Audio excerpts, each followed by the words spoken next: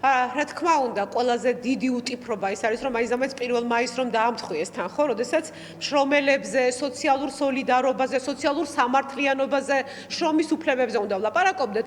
დღეს ხელისუფლებამ პირდაპირ უტიფრად აი ესე საქართველოს ხალხს უთხრა, დიახ, ეს მთელი კომისია იმისთვის მუშაობდა, რომ მერე ჩვენ რომ თქვენ ვერ გთავაზობთ უკეთეს ცხოვრებას, ეს გავამართლოთო. ამ კომისიას ახლა უკვე ჩანს, რომ ხელისუფლება, აღმასრულებელი ხელისუფლება და ზოგადად ოცნების ხელისუფლება გამოიყენებს საკუთარი პროპაგანდისთვის. ანუ პროპაგანდის მექანიზმად, რომ აი კომისია მსადა და ერთადერთი რაც დაადგინა, რომ კიდევ შეიძლება თუნდაც ფასების გაზრდა. წარმოგიდგენიათ, რასთან გვაქვს? ეს არის უტიფარი, მატყუარა, არაკომპეტენტური ადამიანებისგან შემდგარი ხელისუფლება. ამას ვუყურებთ რეალურად ახლა ჩვენ დღეს. დიახ, სანამ ქვეყანაში კორუფცია არსებობს, სანამ ქვეყანაში მართლობა არის ერთ ადამიანზე, ერთ პარტიაზე ჩამოკიდებული, შეუძლებელია ამ ქვეყანაში მოქალაქეებმა ცხოვრება, საკუთარი ცხოვრება გაიუმჯობესონ. ძალიან საინტერესოა ასევე დღეს თუ გუშინ გამოაქვეყნა მთავრობამ, რომ თურმე 10%-ით გაიზარდა ეკონომიკა. თან ესე გვაბრაზებენ ამ თავითი გაზრდილი ეკონომიკით. ყოველ ჯერზე, როცა ამას გვეუბნებიან, სად მიდის ეს ეკონომიკა? რაღაცა 25 ოჯახის ჯიბეში ლაგდება ეს ეკონომიკა. საქართველოს მოქალაქეებისთვის წამლები ძვირდება ყოველ დღე. ის რაღაცა თურქული აფი წამლები რო შემოიტანეს თითქოს, ისიც გაქრა.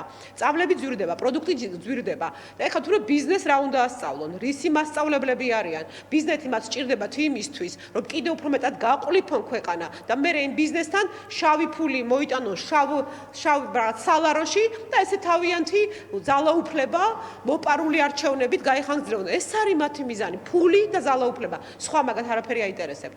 ეხლა ყველაზე საინტერესო კიდევ არის ამ თელს ტირადაში ის, რომ ესე იგი თურმე რაღაცა რბილად უნდა შეეხოსო ბიზნესო. დიახ, რბილი ჩარევა ვიდრე აგრესიული. რბილად გაკეთოს. მოდით მთავრობამ ვერ გაბედა, ირაკლი კობახიძემ ვერ გაბედა ხელისუფლების პირდაპირ ჩარევის გარეშე, პირდაპირ პარლამენტის ნებართვის გარეშე შეუძლია გააკეთოს ეს და სახელმწიფო სერვისები გაიაფოს. თუნდაც 30% და არა პირიქით, სულ უფრო მეტად იზრდება სახელმწიფოს ხარჯები, სახელმწიფო სერვისების ხარჯები. სულ უფრო მეტად იზრდება. კარგით, ტარიფზე ვთქვათ, ეს ტარიფი არის რეგულირებადი სფერო და იქ რომ მუშაობდნენ რომ რეგულირებულ სფეროში მაინც მოახერხონ რომ გაიაფთეს არა პირიქით გაძვირდა 30%-ით გაძვირდა და როცა კომუნალური გადასახადი როდესაც ენერგომატარებლებზე იზრდება 30%-ით ფასი ეს ხომ ნიშნავს რომ ყველაფერზე ფასი გაიზრდება არიან მატყუარები აი ასეთი უტიფარი ხელისუფლება არ დაგვიმსახურებია საქართველოს მოქალაქეებს და ყველაზე არაკომპეტენტურები მოგიყვებით ახლა მაგალითად ენერგოპოლიტიკაზე მუსვენა ირაკლი კობახიძე იყო სტუმრად, მე მგონი რომელიღაცა არხზე ვითომ დებატები იყო და იყო ერქვა ენერგოპოლიტიკაზე სასაუბროდ მისული. რა იყო მთელი მისი საუბარი 2 საათიანი? ისა, უნდა ავაშენოთ თუ არა დიდი ხესი? არა, მითხარით კი თუ არა და დანარჩენი იყო ჭორაობა. ყველანი აგენტები და დაფინანსებულები ხართო. მაშინ ნინო ჩხობაძემ უპასუხა მეცო, იქ კი დაიხიათ, ამ მხდალია ირაკლი კობახიძე, არაკომპეტენტური და მხდალი და უტიფარი რომ არის ესე ცალკე ნიშანია მაგათი.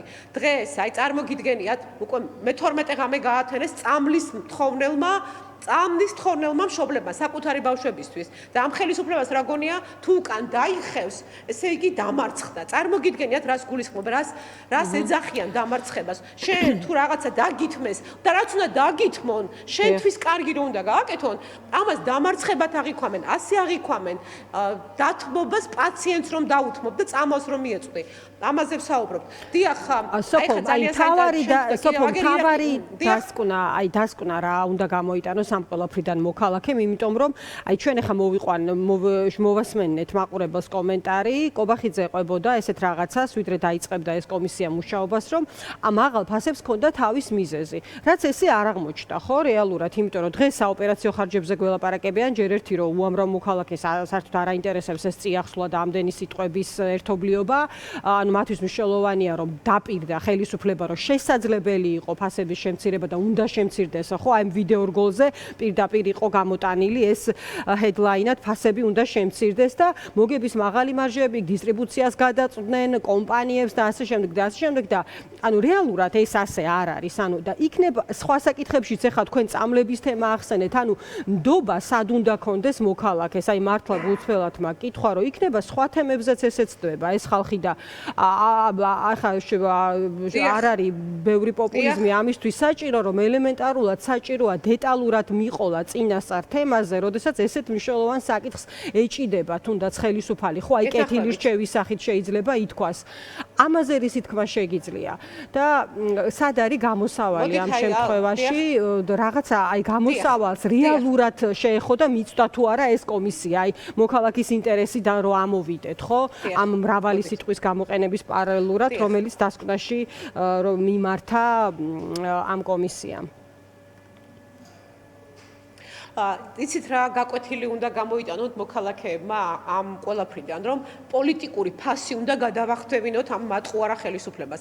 აი ეს გაკვეთილი უნდა ვისწავლოთ ჩვენ ყველა მოქალაქემ რომ ამ ხელისუფლებამ მატყუარა და უტიფარმა ხელისუფლებამ უნდა გადაიხადოს პოლიტიკური ფასი ამაში. აი ეს არის ყველაზე მნიშვნელოვანი. ეხლა მინდა გითხრათ კიდევ რომ ოდესაც არის თქვენ თქვით რომ აი რა პასუხი აქვს მოქალაქეს და აი კახიკალაძის სიტყვების შემხვდა ეხლა აგერ ქართველებმა თვითონ უნდა მივხვდეთ და ვაკეთოთ საქმე ევროპა და ამერიკა ვერ დაგვეხმარებაო.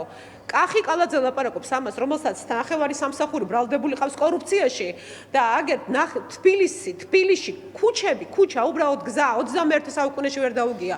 რა გითხრათ, იცით რომ საქართველოში გვაქვს სოფლები, სადაც ელექტროენერგია შეყვანილი არ არის. საერთოდ არ არსებობს. დუშეთის რაიონის ციხის სოფელში ელექტროენერგია არ აქვს. შევარდნაძის დროიდან ითხოვენ ელექტროენერგია სოფელში და სოფელში ელექტროენერგია არ აქვს. რაზე ვლაპარაკობთ რა და რაღაცა მასზე საუბრობენ deep state-ებთან ბრძოლაზე რო საუბრობენ. რა თქმა უნდა, ნდობა არ აქვს. იმიტომ რომ ტყუილს მოკლე ფეხები აქვს და ეს ყველაფერი ჩანს. და როდესაც 1-3 თვის წინ იყო ხო თუ 4 თვის წინ ირაკლი კობახიძე რაღაცა დრამა რო დაგვიდგავით, რომ ეხლა აღმოაჩინა შემთხვევით რომ თურმე გერმანიაში უფრო იაფია ვიდრე საქართველოში. ახლა უკვე ხო გადმოაბრუნეს ეს ფირი, ხო? ეხლა ხო სხვანაირად ამბობენ. სამარცხვინო იცით რა არის? აი მოლოდინი რო შეუქმნეს აქ. თავიანთ მომხრეებს, რომ ჩვენ კი ვიცით, რომ არაფრის მაქნისები არიან, მაგრამ თავიანთ მომხრეებსაც კი დასცინიან, წარმოგიდგენიათ, აი იმ ადამიანებს, ვინც ბევრჯერ მოატყუეს, კიდევ ერთხელ მოატყუეს ის ადამიანები, საკუთარ მომხრეებს დასცინიან, რომელთაც ესე შეუქმნეს რაღაცა სერიოზული სახეებით, თვითონ რაღაცას რო განცხადებებს რო აკეთებდნენ და ლაპარაკობდნენ, თვითონ დისკუსია რო ქონდა, თურმე რაღაცას აკეთებდნენ. მთელი ეს, აი ეს ყველაფერი, ეს თვალთმაქცობა, ეს იყო მთელი გეგმა, რომ ეს გამოეყენებინათ, შემდეგ აი რაცაც ახლა ვუყურებთ, როგორ ცდილობენ რომ გამოიყენოს საკუთარი პროპაგანდისთვის, რომ აბატონო ვცადეთ ჩვენ, მაგრამ არაფერი შეგვიძლია. ხო და თუ არაფერი შეგიძლიათ, მაშინ თავი დაანებეთ ამ ქვეყანას და ამ ხალხს, რომელიც იმსახურებს სამართლიან წესრიგს. განა რას ვითხოვთ ასეს ეს ხალხი? არა, ძალიან საინტერესოა თან კორუფცია, აი უბრალოდ აი წარმოიდგინოთ კორუფციის მასშტაბები როგორია, ხო? აი მარტო ელიტური კორუფცია კი არა, აქ გამგებელი იქ რაღაცა სიპი ყველგან ტოტალურად იპარავენ. და როგორ უნდა გამოსწორდეს ვითარება? გასაგებია. აი ეს მოსაპარი ფული ხომ სჭირდებათ? დიახ, სოფო, ერთი კითხვა მინდა დაგისვათ, აი თქვათ პოლიტიკურ ჭრილშიც რომ შევხედოთ ამ საკითხს, სხვათა შორის რამდენიმე მოსაზრება წავიკითხე სოციალურ ქსელში თუ სხვა ასე თქვათ ინფორმაციის წყაროებში, რომ შესაძლოა რაღაცნაირად აი პოზიციურად რაღაც კობახიძის თემასაც უკავშირდებოდეს, ან შესაძლო ცვლილებას თუ აი თქვენ ამ საკითხზე რა შეგიძლიათ თქვათ, იმიტომ რომ გარკვეულწილად არის ხომ რაღაც ისეთი მომენტი თავისებური დამაფიქრებელი, უფრო მეტი კითხვის წარმომშობი, იმიტომ რომ აი ძალიან დამაჯერებელი, თქვათ, პოზიციონირებით კობახიძე გვიყვებოდა, რომ მიზეზი არის ეს და ჩვენ გვაქვს რესურსი, რომ ეს დაავალაგოთ და ამას მივხედოთ, მოდი შევიკრიბოთ, ჩაერთოს გამოძიება, კომისია, ყველა სექტორი შევკრიბოთ და ნუ ეხა კვერცხის ფასზე როგორ განვითარდა მოვლენები, ამას აღარ შევეხები. ეს კარგად იცით ჩვენმა მაყურებელმა, მაგრამ აი რამდენიმე ფაქტორი პირდაპირ ჩამოწერა ამ კომისიამ, სადაც სულ სხვა თემებზე არის ლაპარაკი, ხო? და არა იმაზე, რაზეც გველაპარაკებოდნენ წინა თვეებში. თუ არ ვშტები, ეს იყო დეკემბერში, სხვათა შორის ახალი წლის წინა პერიოდში, როდესაც ძალიან ბევრ ფულს ხარჯავს, რაც აქვს ადამიანი და მაშინ რაღაც თავისებური ეფექტი ჰქონდა, რომ აი არაუშავს, აი დაგვპირდა და შემდგომი თარიღებისთვის მაინც და ასე ვთქვათ, უფრო იაფი გვექნებოდა პროდუქტები. აი ამ ნაწილზე რისი თქმა შეგიძლიათ თქვენ აი რამე ნიშანი დაინახეთ ამაში, რომ ვთქვათ ეს ჩავარდნილი გეგმა, სხვათა შორის წინა პერიოდებში გვინახავს რაღაც საბუცვლები და საბაბები, რომელსაც იყენებდნენ ხოლმე ამა თუ იმ პირის წინააღმდეგ პრემიერს გულისხმობ. ერთადერთი გეგმა, რომელიც ირაკლი ყობახიძეს ჩაუვარდა, არის ის, რომ აი ეს მთელი ვაკხანალია, რაც მოაწყო კომისიის სახით და შემდეგ აი რაღაც დისკუსიების, ეგრეთ წოდებული დისკუსიების სახით, მას ჭირდებოდა პროპაგანდისტვის. და აი აქ შეემართა, საკუთარ ფეხში მოირტყა იარაღი. საკუთარ ფეხში მოირტყა იარაღი, როდესაც გადაწყვიტა, რომ აი ამ თემაშიც აი ესე თავის პროპაგანდას გაატარებდა. აი ომზე ხო, აი ომი გინდათ, ხო ყველას გვაბრალებდნენ, რომ ომი გვინდა. ეს პროპაგანდა ხო გაიტანეს და ხო მოახერხეს. კი შეიძლება ჩვენი ბრალეულობაც არის, რომ სათანადოდ ვერ გაუწიეთ წინააღმდეგობა, მაგრამ ეს იცით როგორი თემა არის? აი მაცივარს რომ გამოაღებს, ან რომ მოუვა აგერ გადასახდელი კომუნალურის და რომ დახედავს, რა პროპაგანდაც არ უნდა ჩააწყოს და მოაწყოს ირაკლი ყობახიძემ, ეს ფაქტია. და ამ ფაქტს ესე უყურებს. საერთოდ რომ არ აიცოდეს გლობალური პოლიტიკა და არ აინტერესებდეს. რა უყოს აი ამ ტარიფი, რომ ამ ახალი ტარიფით რომ მოვიდა, ქვითარი, როგორ გადაიხადოს, საიდან გადაიხადოს? რა ქნას აი პენსიონერი, რომელიც მიდიოდა იმ იაფ თურქულ კრესტორს თუ რაღაცას რო ყიდულობდა იმ წამალს, რო ვერ ყიდულობს, რა პასუხი გავცემე? აი რა პასუხი, როცა მირეკავს და მეკითხება რა ვქნა ქალბატონო სოფო? და იცით რა არის ახლა ირაკლი ყობახიძე წავა თუ არ წავა, ირაკლი ყობახიძე იქნება, მდინარაძე იქნება, ვინც არ უნდა იყოს, ვინც დააყენებს ეს ქართული ოცნება პრემიერად, თუ სისტემურად არ შეიცვალა ყველაფერი, თუ სისტემურად სახელმწიფოში კორუფციული მართვა, როგორც ნორმა არ მოვსპეთ, გამორიცხულია რომ შეიცვალოს. ეს მე რაღაც ახალს და თეორიას კი არ ყვები. ეს არის ის გამოცდილება, რაც ძალიან ბევრმა ქვეყანამ გაიარა, ისეთმა ქვეყნებმა, რომლებიც დღეს განვითარებულები არიან.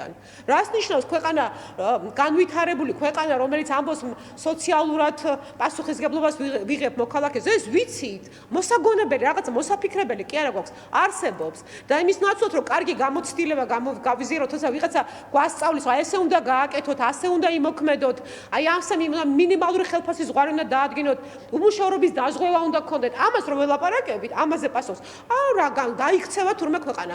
კორუმპირებულმა ჩინოსნებმა ვერ დააქციეს ქვეყანა? კორუმპირებულმა მატყუარა ჩინოსნებმა. თუ ვინმე აქცევს ამ ქვეყანას ხრავს, ეს არის კორუმპირებული, უტიფარი, მატყუარა და არაკომპეტენტური ხელისუფლება. აი ეს არის მოცემულობა რეალურად. გაკვეთილი ჩვენ უნდა გამოვიტანოთ, გაკვეთილი ჩვენ მოქალაქეებმა უნდა ვისწავლოთ და არასოდეს არც ერთ ხელისუფლებას ასეთი უტიფრობა არ ვაპატიოთ.